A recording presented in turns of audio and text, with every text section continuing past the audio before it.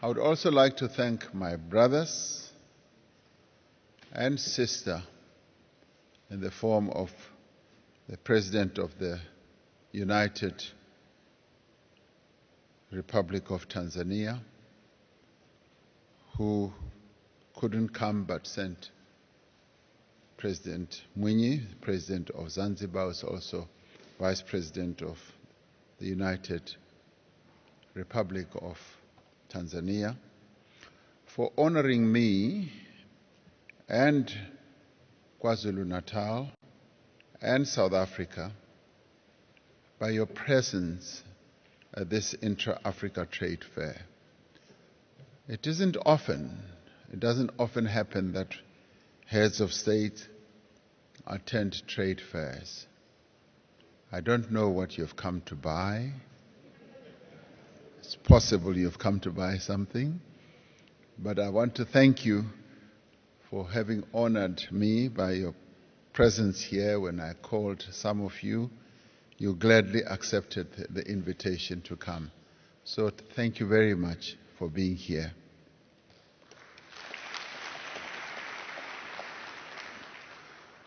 On the 1st of January in 2021, this year, the African Continental Free Trade Area commenced trading, making this trade fair the first to take place since we reached the most significant milestone in our quest for African economic integration. In 2018, the first intra-Africa trade fair opened in Egypt, in the ancient city of Cairo. Today, it is opening here in the southernmost tip of our African continent. In due course, we hope that this trade fair will be held in many other parts of our continent, as it has already proven since we held the first one in Egypt, that it enhances trade. And our mission as Africans is to enhance trade and integration on our continent. So this fair belongs to all of us. The goods and products and services exhibited at this fair represent all the countries of Africa, and its success rests on the participants who are going to be participating here.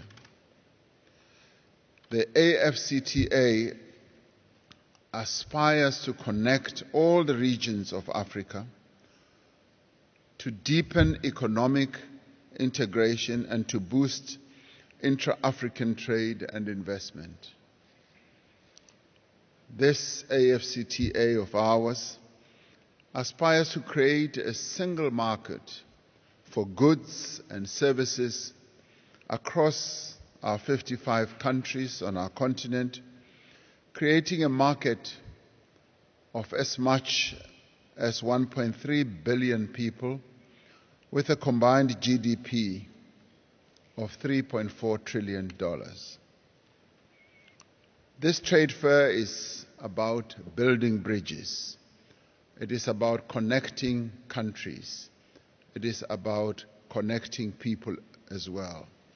It brings together governments, buyers, investors, entrepreneurs, manufacturers from more than 55 countries, in many ways to give life to the Africa Continental Free Trade Area. The countries of Africa are open for business. Since ancient times, trade has been the engine that connected our people and communities both near and far.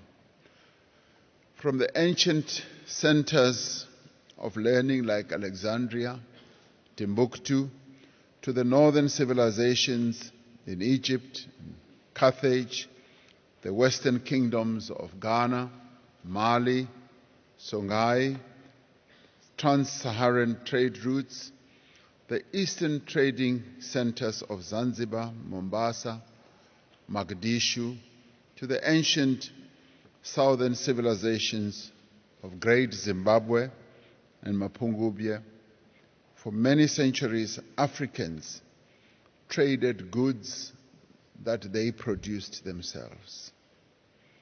Throughout history, Africa has had a network of trade routes that facilitated the flow of goods such as gold, beads, gum, metalworks, salt, textiles, metals, and many others. These trade routes enabled African traders to seek out markets also beyond our continent.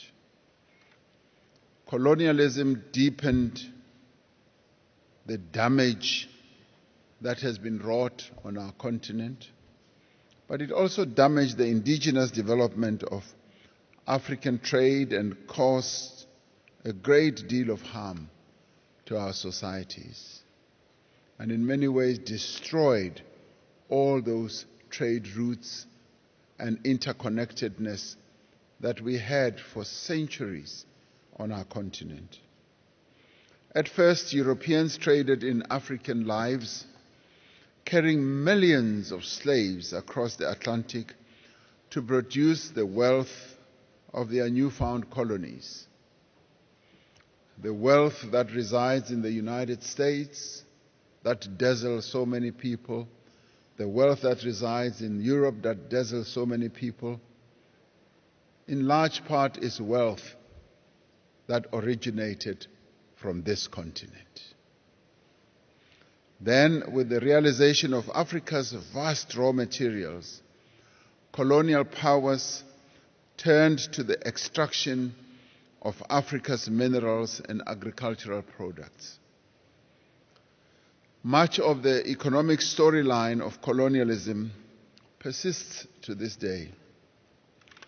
Now Africa is taking concrete steps to write its own economic success story. And this intra-Africa trade fair is part of that story. Africa is opening up new fields of opportunity. One such opportunity is Africa's rapid adoption of locally developed fintech, of which companies such as M-Pesa is the most well-known and globally known. It is an example of financial and technological innovation in which Africa leads the world. A recent report by the Brookings Institution notes that Africa is already the largest adopter of mobile money transfer systems, comprising nearly half of the globe's registered mobile money customers. Approximately 70% of global mobile money transactions and 2/3 of the transactions by volume and by value as well.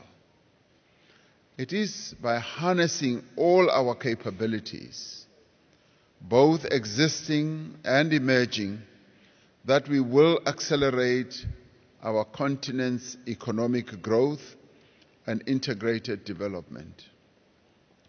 It is our expectation that this trade fair will further cement its position as Africa's premier trade platform, where African manufacturers and producers can promote and sell more goods labeled "Made in Africa."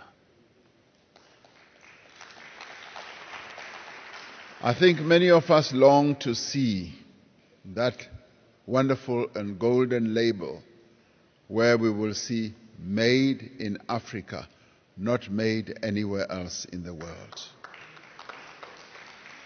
This is critical if we are to change the distorted trade relationship that exists between African countries and the rest of the world. We can no longer have a situation where Africa exports raw materials and imports finished goods made with those materials. We can no longer have a situation where the resources of Africa provide employment and add value in other economies, while so many of our people live in poverty and conditions of underemployment. By promoting trade between African countries, we are strengthening our own continent's industrial base and ensuring that we produce goods for ourselves and for each other. Two key developments of global significance can serve as a stimulus for Africa to act in unison. Firstly, the outbreak of COVID-19 pandemic in the first quarter of 2020 exposed the frailty of African economies. More importantly, it sent a powerful message to our continent about the dangers of over-reliance on external sources to meet its growing demand for food, medicines, and essential supplies. It clearly demonstrated that Africa needs to produce its own food and medicines, to strengthen continental supply chains, and to invest in infrastructure and capacitate African institutions. To illustrate the extent of the challenge, the United Nations Economic Commission for Africa estimates that Africa imports about 94% of its pharmaceutical and medicinal needs from outside the continent at an annual cost of $16 billion.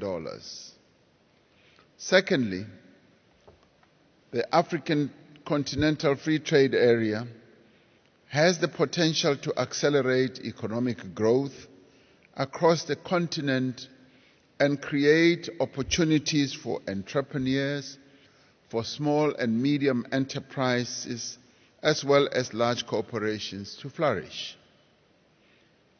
The AfCFTA will provide new export opportunities for made-in-Africa products and enable member countries to trade with each other without tariffs or other hindrances.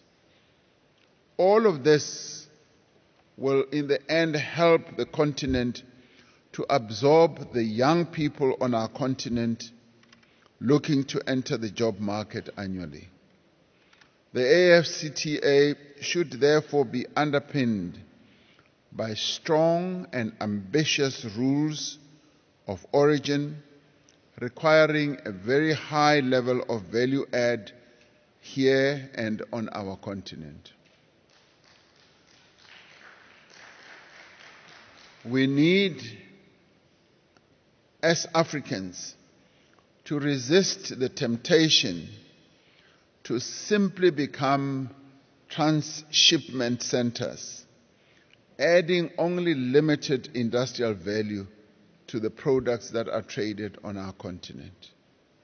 The AfCFTA will unlock more value and give effect to the dream of African development if it promotes complementary trade between countries. It is about using the combination of the continent's raw materials and industrial capacity, which must grow, but also using the finance, the services and infrastructure to produce quality finished goods to local and global markets.